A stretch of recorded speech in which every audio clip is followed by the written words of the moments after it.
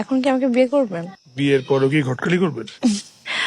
নিজের বিয়ের ঘটকালি তো নিজেই করে ফেলেছি, এখন আর ঘটকালি করব না, এখন শুধু করব সংসার। আলহামদুলিল্লাহ, এই ছেলেটার জীবন অন্তত বাঁচলো, আমার মতো তেজপাতা হইল না। তোমরা দুইজনে এখন সুখে শান্তিতে সংসার করবা। আমি যাই, আমার আবার আমার বউকে জামিন করে দিতে হবে। হাজার হলে তো আমার বউ, তাই না?